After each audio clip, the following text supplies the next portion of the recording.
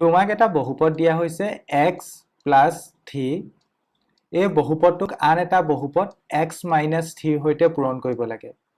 এই প্ৰশ্নটো কৰিবলৈ আমি পূৰণৰ বিতৰণ বিধি সহায় ল'ব পাৰো মানে আমি x plus 3 এটা বস্তু বুলি ধৰিব পাৰো আৰু এটোক আমি বিতৰণ বিধিৰ দ্বাৰা এবাৰ x ৰ লগত পূৰণ কৰিব পাৰো ঠিক একেদৰে এবাৰ 3 লগত পূৰণ কৰিব পাৰো মানে এই গুটে x plus 3 এটা বস্তু বুলি ধৰিলো তাক এবাৰ x ৰ লগত পূৰণ কৰিম ঠিক একেদৰে এবাৰ minus 3 লগত পূৰণ কৰিম আহাচোন তেন্তে কৰি যাও প্ৰথম আমি কি লিখিব লাগিব x into হালধীয়া গুটেখিনি মানে x plus 3 ঠিক একেদৰে এবাৰ minus 3 লগত পূৰণ কৰিব লাগিব minus 3 whole into হালধীয়া গুটেখিনি মানে x plus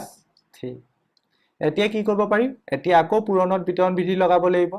মানে এবাৰ x ৰ লগত x পূৰণ কৰিব লাগিব প্ৰথমে ঠিক একেদৰে x ৰ লগত 3 পূৰণ কৰিব লাগিব ইয়াতো একে -3 লগত x পূৰণ কৰিব লাগিব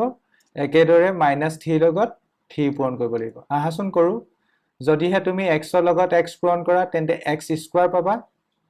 ঠিক তেনেদৰে তুমি x ৰ লগত যদি +3 পূৰণ কৰা 28x পাবা একেদৰে তুমি -3 লগত x পূৰণ কৰিলে -26x পাবা একেদৰে -3 লগত +3 পূৰণ কৰিলে -9 পাবা এতিয়া চোৱাচোন ইয়া যি দুটা মধ্যম পদ পাইছো মধ্যম পদ দুটা কি পাইছো এটা পাইছো +28x আৰু আনটো পাইছো -28x মানে এই দুটা কটাকটি যাব এটা আনটো লগত কটাকটি যাব তেন্তে আমি ফাইনাল আনসাৰটো কি পালো ফাইনাল আনসাৰটো পাম x স্কয়াৰ -9 এইটোৱে আমাৰ উত্তৰ এতিয়া চোৱাচোন এটা প্যাটাৰ্ন দেখিছা নি বাৰু আমি আনসাৰ কি পাইছো x স্কয়াৰ -9 পাইছো দিয়া আছিল কি x plus 3 x minus 3 মানে 3 টো এবাৰ এড কৰিছিলো 3 টো এবাৰ x ৰ পৰা সাবট্ৰেক্ট কৰিছিলো আৰু তাৰ ফলত আনসাৰটো কি পাইছো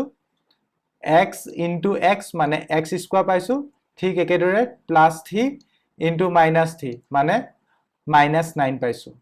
তেন্তে এই ফৰমেটটো সকলোতে ইউজ হ'বনি বা আমি সকলোতে এনেদৰে আনসাৰটো ওলাইছে বুলি ক'ব পাৰিম নি তাৰ বাবে এটা সাধাৰণ ৰূপ এটা কনসিডাৰ কৰো আহাচোন মানে বেসিক্যালি আমি +3 বা -3 নলৈ a বুলি ধৰি লও মানে a যিকোনো সংখ্যা হ'ব পাৰে তেনেকাকে যদি ধৰি লও তেতিয়া কি হ'ব ধৰি লও মই এবাৰ লিখিছো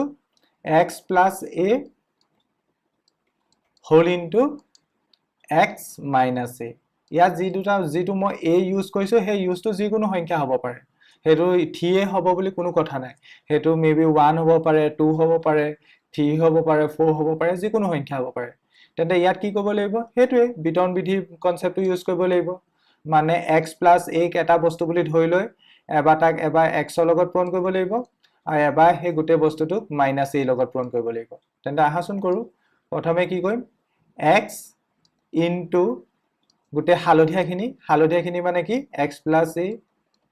ঠিক একেদৰে এবাৰ -a লগত গুটে হালধীয়াখিনি পূৰণ কৰিম -a into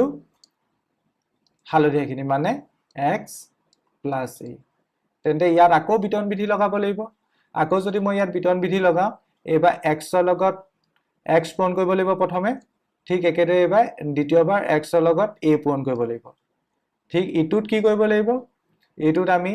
-a লগত x পূৰণ কৰিব লাগিব এবাৰ -a লগত +a পূৰণ কৰিব লাগিব আহাচোন কৰো তেন্তে x ৰ লগত যদি তুমি x পূৰণ কৰা x স্কয়াৰ পাবা ঠিক একেদৰে যদি তুমি x ৰ লগত a পূৰণ কৰা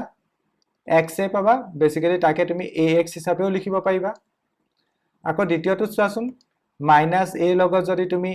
x পূৰণ কৰা -ax পাবা ঠিক একেদৰে -a লগত +a পূৰণ কৰিলে -a স্কয়াৰ পাবা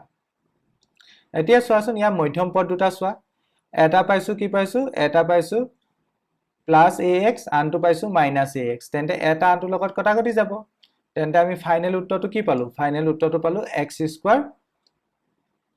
-a স্কয়াৰ তেন্তে আমি ক'ব পাৰো যে এটা যদি দুটা বহুপদ যদি এটো ফৰমেটত থাকে কোনটো ফৰমেটত x plus a whole into x minus a তেন্তে তাৰ আনসাৰটো কি হ'ব তাৰ আনসাৰটো হ'ব x স্কয়াৰ -a স্কয়াৰ তেন্তে এটো আমি আৰু এক জায়গাত ইউজ কৰি চাও হাচোন আমাৰ কনসেপ্টটো তেতিয়া ধুনিয়াকে ক্লিয়াৰ হ'ব ধৰি লোৱা মই এটা বহুপদ লৈছো x plus a আৰু আন এটা বহুপদ লৈছো ধৰি লোৱা x minus a তেন্তে আমি এই নিয়মটো এতিয়া ইউজ কৰিব পাৰো নে নোৱাৰো চাওঁ আহা তেন্তে ইয়াত এইটো কি হ'ব মানে নিয়মটো মতে হ'ব লাগে x স্কয়াৰ প্ৰথমে x স্কয়াৰ যিহেতু ইয়াত a ভ্যালু হ'ল 10 10 হলে প্ৰথম ফৰ্মুলাটো মতে আমি কি পাইছো -a স্কয়াৰ মানে -10 স্কয়াৰ আৰু -10 স্কয়াৰ মানে হ'ব 100 তেন্তে এইটোৱে হ'ব আমাৰ নিৰ্ণয় উত্তৰ